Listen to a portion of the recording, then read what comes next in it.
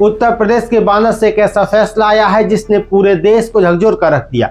सरकारी इंजीनियर उसकी पत्नी गरीब बच्चों को खिलौना और मोबाइल का लालच देते थे और यौन शोषण करते थे और फिर उनके वीडियो बनाकर डार्क वेब पर विदेशों में बेचते थे। कोर्ट ने कहा कि दोनों को मरते दम तक फांसी पर लटकाया जाए। क्या है पूरा मामला, कैसे खुला इंटरनेशनल नेटवर्क और कितने बच्चे हुए शिकार और कोर्ट ने इतनी सख्त सजा क्यों दी? पूरी सच्चाई जानने के लिए वीडियो को अंत जरूर देखिए। मैं हूं संजय सिंह महान और आप देख रहे हैं यूपी ताजा न्यूज।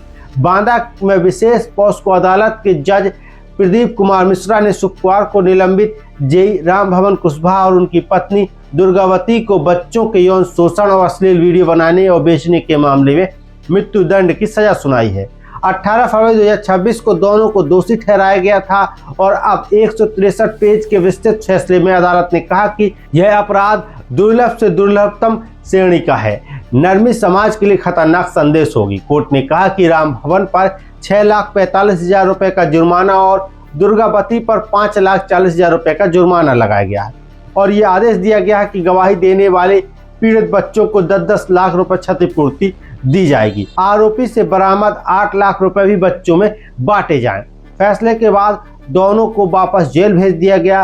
राम भवन पुरुष बैरक के 3V और दुर्गावती महिला बैरक के 13 में बंद है। लेकिन सवाल है, एक सरकारी इंजीनियर उसकी पत्नी इतने बड़े अपराध तक पहुंची कैसे? राम भवन 55 वर्ष चित्रकूट में सिंचाई विभाग में जूनियर इंजीनियर था। वह SDM कॉलोनी में अपनी पत्नी दुर्गावती 50 वर्ष के साथ रहता था। दोनों की कोई संतान नहीं थी। जांच में सामने आया कि दोनों मिलकर गरीब परिवारों के बच्चों को निशाना बनाते थे। उन्हें mobile phone, game, YouTube video, खिलौना, पैसा का लालच देकर घर बुलाते थे और इसके बाद होता था जो जांच एजेंसियों तक को हिला दिया। जांच के अनुसार बच्चों की उम्र 5 से 16 साल के बीच होती थी। पति पत्नी दोनों मिलकर यौन शोषण करते थे। लैपटॉप कैमरे में वीडियो रिकॉर्ड करते थे। अगर बच्चा विरोध करता था तो मारपीट करते थे, मुंह दबाते थे, धमकी देते थे, लालच देकर चुप कराते थे। सब कुछ किया जाता था। कई बार बच्चे को कई दिन तक बंधक बनाए जाने की बात भी सामने आई है। CBI को आरोपी के घर से 10 mobile phone, 2 laptop, digital camera, 6 pen drive, 6 memory card, भारी नकदी, 1 पेन ड्राइव और 34 वीडियो और 669 अश्लील फोटो मिली हैं। लेकिन इस केस में सबसे डरावने वाला हिस्सा था इसका इंटरनेशनल कनेक्शन। अक्टूबर 2020 में CBI को इंटरपोल से ईमेल मिला। सूचना थी कि एक व्यक्ति 3 मोबाइल नंबरों से बच्चों के पॉर्न वीडियो बनाकर डार्क वेब पर अपलोड कर रहा है। नंबर ट्रेस हुआ और पहुंचा राम भवन तक। जांच में पता चला कि वीडियो चीन, अमेरिका, ब्राजील, अफगानिस्तान समेत 27 देशों में बेचे गए। कई ईमेल ID से सामग्री शेयर की जा रही थी। इसके बाद CBI ने 16 से 17 नवंबर 2020 तक छापेमारी की। राम भवन और दुर्गावती को गिरफ्तार किया गया, लेकिन गिरफ्तारी के बाद भी कहानी खत्म नहीं हुई। CBI ने गिरफ्तारी के 88वें दिन चार्जशीट दाखिल की। करीब 700 से 990 पन्नों की रिपोर्ट पेश की।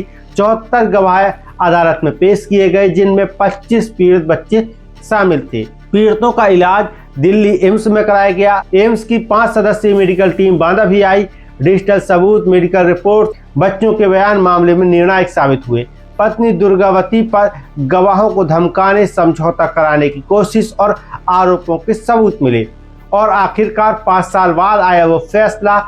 कोर्ट ने कहा कि सरकारी पद पर रहते हुए ऐसा अपराध, मासूमों का बचपन छीनना, अंतर्राष्ट्रीय स्तर पर अश्लील सामग्री फैलाना समाज की नैतिक नींव को हिलाने जैसा है। बांदा के इतिहास की बात करें तो पहली बार किसी महिला दोषी को फांसी की सजा मिली है। पिछले 6 महीनों में इसी अदालत ने 3 मामलों में 4 दोषियों को मृत्यु दंड दिया है। फैसले के बाद राम भवन ने कहा कि मैं निर्दोष हूं, हाई कोर्ट में अपील करूंगा। दुर्गावती ने भी खुद को बेगुनाह बताया। उसकी मां ने कहा कि उन्हें फंसाया जा रहा है, लेकिन अदालत ने साफ कहा कि ऐसे अपराधों में नरमी समाज के लिए खतरा है। यह फैसला सिर्फ 2 लोगों की सजा का नहीं है, बल्कि बच्चों की सुरक्षा के लिए एक बड़ा संदेश माना जा रहा है। आप इस फैसले के बारे में क्या सोचते हैं? कमेंट बॉक्स में जरूर लिखें। मैं हूं संजय सिंह महान और आप देखते रहिए यूपी ताजा न्यूज।